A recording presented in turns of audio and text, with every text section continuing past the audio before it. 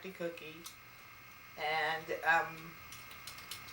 most of my YouTube subscribers know me as Nakiba, but on Etsy I am the Crafty Cookie, and I make a lot of slippers. Made all different kinds over the years I've been around, and so I haven't done anything on YouTube for a while. So I thought I would do a Christmas project. The materials we're going to start with, I'm going to use a white flip-flop, and since it's going to be my size, I guess I'll make them for me. And then I'm going to use a burgundy and a soft white, and some crochet yarn, that you can use a contrasting or whatever you would like. And they're going to be a tall knee boot, and it's going to be burgundy, the base at the lower part of the shoe is going to be a burgundy, and then the length of the boot is also going to be burgundy, but then it's going to have a white shag hanging from it, and so you can see the burgundy through the shag. So I think that that's going to be a really cute boot project that we're going to get started on. And so I'm going to start with 2 7-ounce skeins of the burgundy and 1 7-ounce skein of the off-white, an eye hook, and a large tapestry needle that we can connect the sole to. So everybody, let's get started making the sole. In my videos on YouTube, I started out with for size 7 shoe, I think a size I needle to make the sole, and starting with 18 chains. But on making the boot and making the sole, the inner sole that's on the inside of this boot, I actually started with a K, because the flip-flop is a little wider when attaching than if you're just attaching the top part of the slipper without adding the rubber sole. So I started with a size K, and so that would be for probably 7, 8, 9, and size shoes, maybe even a size 10 would start with the sole, or a L or a 10 and up. So we're going to start with 18 chains with 2 strands held together, and I use 2 skeins, and I just pull from the middle. So I got 1, 2, 3, 4. Okay, I have my 18 chains on, and so we're going to go working with the first half, which we're going to go to the second single crochet from the hook, and we're going to single crochet. And so from this point we're going to crochet 7, is because we single crocheted in the 16th loop, and then that 16 divided in half is 8. And so we're going to work with start with 7 single crochets, and then the 8th crochet will be a half double. Okay, so let's get started. 2, 3, 4, 5, 6, 7. And I notice you guys probably see this pretty ring flower. It's handmade, and it is actually made from Texas rattlesnake. I didn't make them, no, but then I did purchase them. They're made out of Austin, Texas, and they're adjustable. But I have, and some of you have noticed on my videos, I have this horrible wart on my hand, and so I hate that wart. I just felt like covering it up this time. You will see it though in making the slipper. Okay, and then so we did 7 single crochets, and then the 8th one is a half double. Okay, and then the ninth one, or we're gonna count it as one. It's gonna be a double crochet. Sorry, I'm bumping my stand. So we're gonna do 7 double crochets, and then we'll have one more loop to work in, and we're gonna put 5 double crochets in that last loop on the end. I'll see you at that point. So go ahead and make your 7 double crochets. I've completed my 7 double crochets, and then I'm going to work in that last loop, and I'm going to work 5 double crochets in that loop. So it's 1, straighten out my yarn, got a knot coming. Okay, 1's there, 2,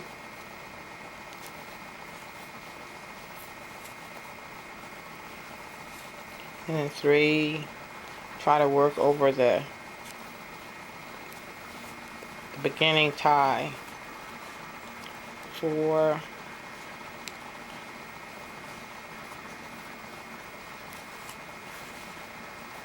and then 5.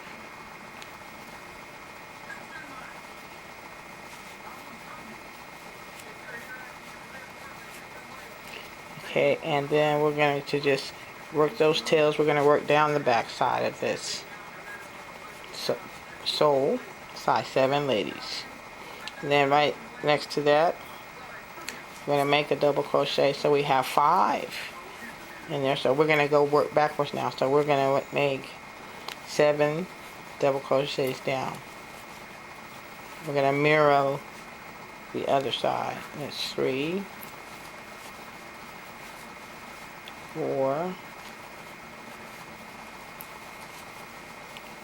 5.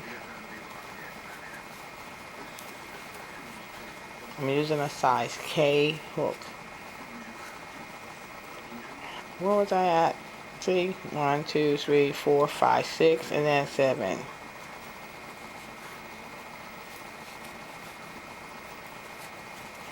Okay.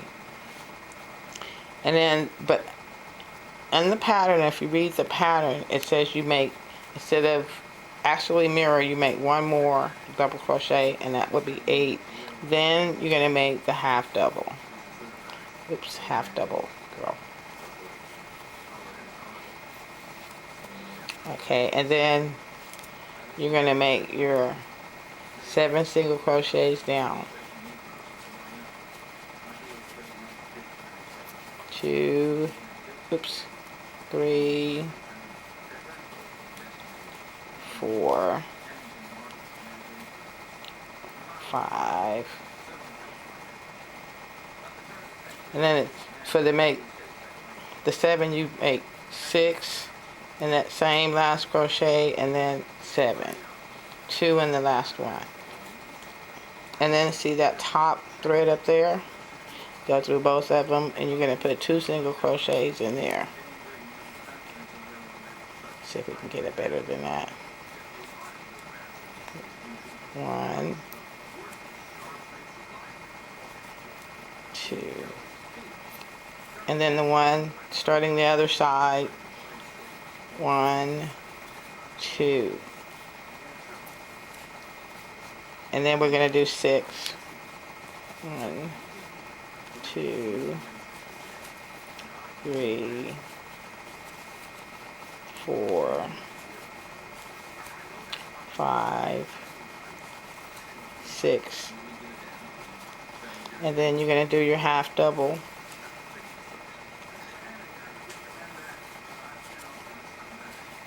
And then you're going to single crochet 6. I'm sorry, double crochet 2, 3, double crochets 4, 5, 6. And now we're beginning the 5 that's in the that last one. So you're going to count the 1, 2, 3, 4, 5. So in that first one of the 5, you're going to put 2 double crochets. Crochet 2 in that stitch, And then in the next one you're going to double crochet 2. And in the third one you're going to double crochet 3. 1, 2.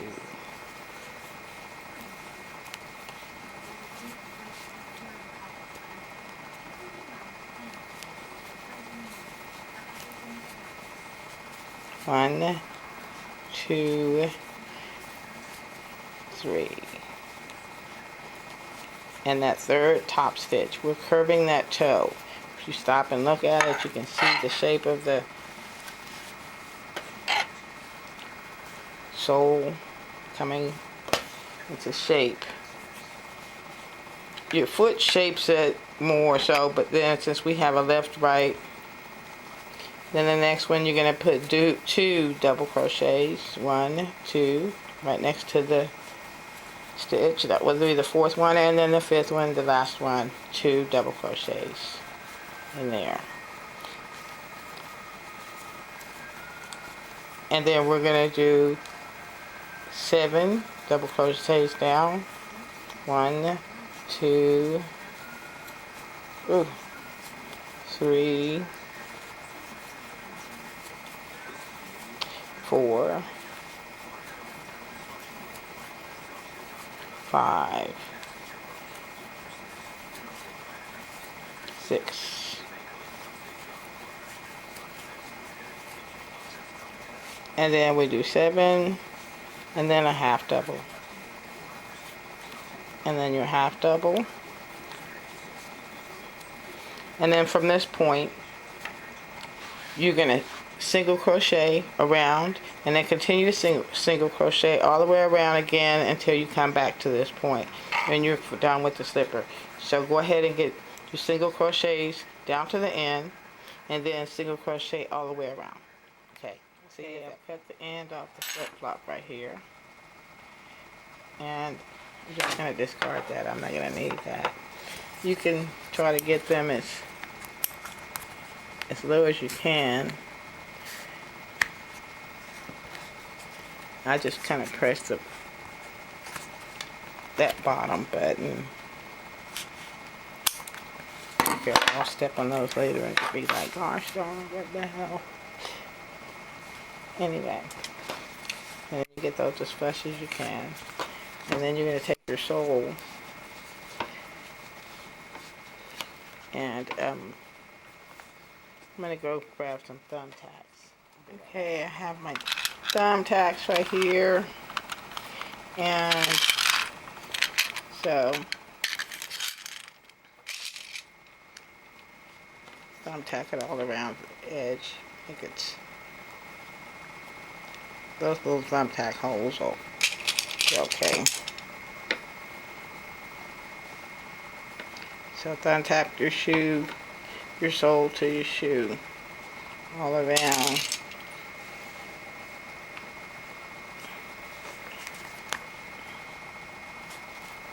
Not too close to the edge because we got to sew it on. Oh, I dropped that one. I got to pick it up because knowing my clumsy self, I'll step right on it.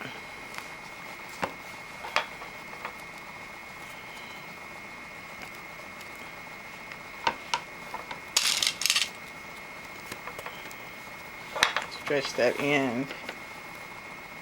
Get it on there as good as you can. I need to put 2 closer together down here. Just over.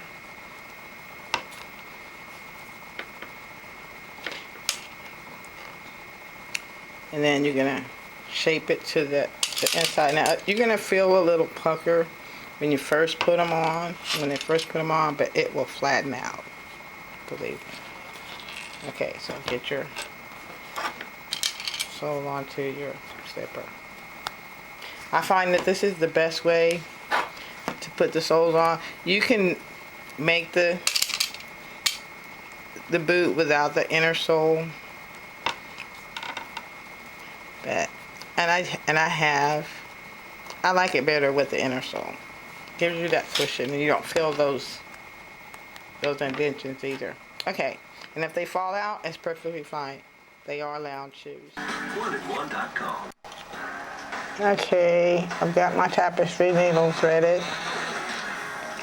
and about 3 yards of the crochet thread, and I'm going to start here at the heel. And actually, we should put this tail, tuck it under over here somewhere. I'm going to stick that back in there. A tiny grain of rice. Outer loop. Stick it in. And what I have to do is I have to use some little pliers to help me push it. I tried the thimble. Exactly. The thimble.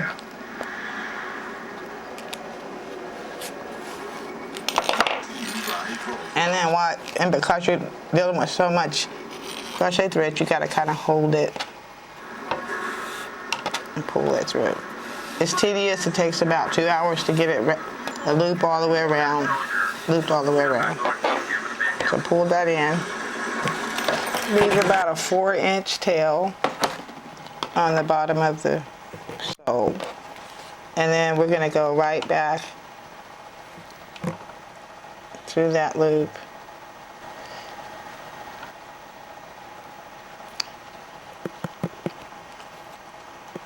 My fingers aren't strong enough, so I have to use my pliers. Now we're gonna go to the second stitch, working with that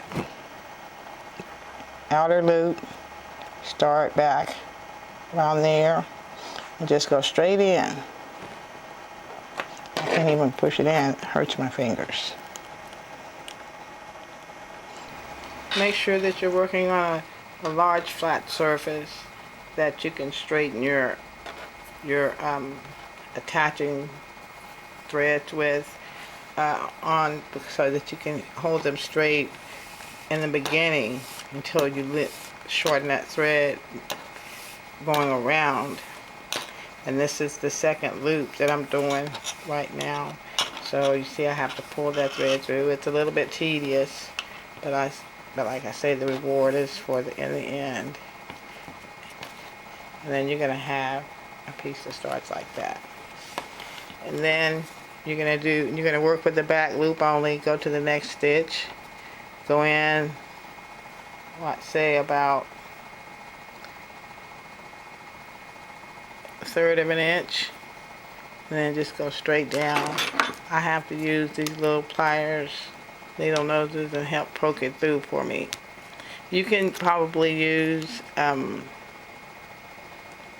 pair of a thimble, but I have a little nail on the end. I wasn't willing to clip the nail, so that and actually I did, and it broke the nail when I was using the thimble. And so then when you get it started, then you gotta lay it out on your flat surface and get your thread straightened. Oops. And pull that through your loops. The first few of them are really a pain in the neck, but as you get going, you'll see. Keep your little tail on the top. You're gonna have like 3-4 inches of a little tail from the end. We're gonna tie it off at the very end of making your loops. Oh. And they will get around the tack, the thread. So I'm giving you the pros and the cons. Okay, and so you can see this is a tedious job. And if the loop is real wide there, I'm going to go in right at the end of this loop, right there. You know, you want your stitches evenly across. I'm going to poke that in. And as your thread shortens,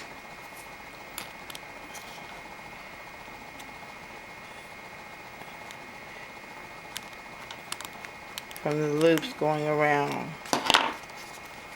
That's how I have to put that in there, because. And so I won't do this tedious thing of doing this with you on camera. And when I got to the end, after my loops all the way around, I tied a knot and I'm sticking it in to the sole somewhere, and I'm gonna pull those ends